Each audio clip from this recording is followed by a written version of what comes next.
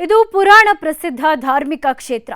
ಈ ಪುಣ್ಯ ಕ್ಷೇತ್ರಕ್ಕೆ ರಾಜ್ಯ ಮಾತ್ರ ಅಲ್ಲದೆ ಹೊರ ರಾಜ್ಯಗಳಿಂದಲೂ ಸಾವಿರಾರು ಭಕ್ತರು ಆಗಮಿಸ್ತಾ ಇರ್ತಾರೆ. ಆದರೆ ಹೀಗೆ ಬಂದ ಭಕ್ತರಿಗೆ ಮಂಗಗಳೇ ದೊಡ್ಡ ಸಮಸ್ಯೆ ಆಗಿದ್ವು. ಭಕ್ತರು ತಂದ ಹಣ್ಣು ಹಂಪಲು ವಸ್ತುಗಳನ್ನ ಮಂಗಗಳು ಕಿತ್ಕೊಂಡು ಪರಾರಿ ಆಗ್ತಿದ್ವು. ಅಷ್ಟೇ ಅಲ್ಲ, ಭಕ್ತರ ಮೇಲೂ ದಾಳಿ ನಡೆಸಿ ಗಾಯಗೊಳಿಸಿದ ಘಟನೆಗಳೂ ನಡೆದಿವೆ.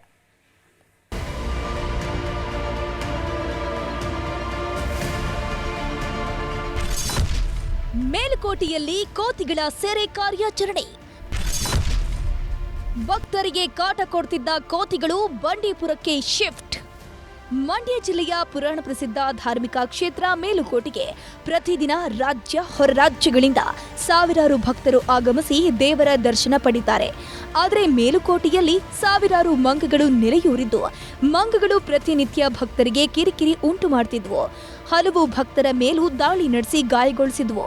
ಈ ಬಗ್ಗೆ ದೇವಸ್ಥಾನದ ಆಡಳಿತ ಮಂಡಳಿಗೆ ದೂರು ಬಂದ ಹಿನ್ನೆಲೆಯಲ್ಲಿ ಸ್ಥಳೀಯ ಗ್ರಾಮ ಪಂಚಾಯಿತಿ ಸಹಭಾಗಿತ್ವದಲ್ಲಿ ಮಂಗಗಳ ಸೆರೆ ಕಾರ್ಯಾಚರಣೆ ನಡೆಸಲಾಗಿದೆ. ಕೋತಿಗಳ ಉಪಟಳದಿಂದ ಭಕ್ತಾದಿಗಳಿಗೆಲ್ಲ ತೊಂದರೆ ಆಗ್ತಿತ್ತು. ತುಂಬ ಹಣ್ಣು ಕಾಯಿ ದೇವಸ್ಥಾನಕ್ಕೆ ತೊಗೊಂಡೋಗೋಕ್ಕೂ ಆಗ್ತಾ ಇರಲಿಲ್ಲ. ಆದ್ದರಿಂದ ಗ್ರಾಮ ಪಂಚಾಯಿತಿಯವರು ಮತ್ತು ಅರಣ್ಯ ಇಲಾಖೆ ದೇವಸ್ಥಾನದವರೆಲ್ಲ ಒಂದು ತೀರ್ಮಾನ ತಗೊಂಡು ಕೋತಿಗಳನ್ನೆಲ್ಲ ಹಿಡಿದುಕೊಂಡು ಬೇರೆ ಅರಣ್ಯಕ್ಕೆ ರವಾನಿಸ್ತಾ ಇದ್ದಾರೆ. ಇದರಿಂದ ಮೇಲ್ಕೋಟೆಯ ಜನತೆ ಮತ್ತು ಭಕ್ತಾದಿಗಳಿಗೆಲ್ಲ ಒಳ್ಳೆಯದಾಗಲಿ ಅಂತ ಒಂದು ಕಾರ್ಯನಿರ್ವಹಿಸ್ತಾ ಇದ್ದಾರೆ. ಈ ಕೋತಿಗಳು ಭಕ್ತರು ಮಾತ್ರವಲ್ಲದೆ ಸುತ್ತಮುತ್ತಲಿನ ಗ್ರಾಮಗಳ ತೋಟಗಳಲ್ಲೂ ದಾಂಧಲೆ ನಡೆಸಿ ಬೆಳೆ ಹಾನಿ ಮಾಡ್ತಿದ್ವು. ಇದರ ಜೊತೆಗೆ ಗ್ರಾಮಗಳ ಮನೆಗಳ ಹೆಂಚುಗಳನ್ನ ತೆಗೆದು ನಾಶಪಡಿಸ್ತಿದ್ವು.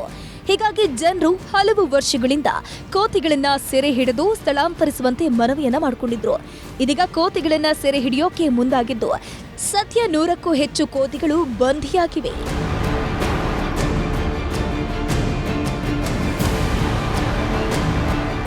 ಸದ್ಯ ಮೇಲುಕೋಟೆಯಲ್ಲಿ 1,000ಕ್ಕೂ ಹೆಚ್ಚು ಕೋತಿಗಳು ಬೀಡು ಬಿಟ್ಟಿದ್ದು ಎಲ್ಲಾ ಕೋತಿಗಳನ್ನ ಹಿಡಿದು ಬಂಡೀಪುರ ಅರಣ್ಯಕ್ಕೆ ಬಿಡೋಕೆ ನಿರ್ಧರಿಸಲಾಗಿದೆ. ಈ ಮೂಲಕ ಮೇಲುಕೋಟೆಯಲ್ಲಿ ಕೋತಿಗಳ ಒಪ್ಪಟಳಕ್ಕೆ ಮುಕ್ತಿ ಸಿಕ್ಕಂತಾಗಿದ್ದು ಇನ್ಮುಂದೆ ಭಕ್ತರು ನಿಶ್ಚಿಂತೆಯಿಂದ ಚಲುವನಾರಾಯಣ ಸ್ವಾಮಿಯ ಪೂಜೆ ಪುನಸ್ಕಾರ ಮಾಡಬಹುದಾಗಿದೆ. ಸುನಿಲ್ ಗೌಡ, ನ್ಯೂಸ್ 18 ಮಂಡ್ಯ.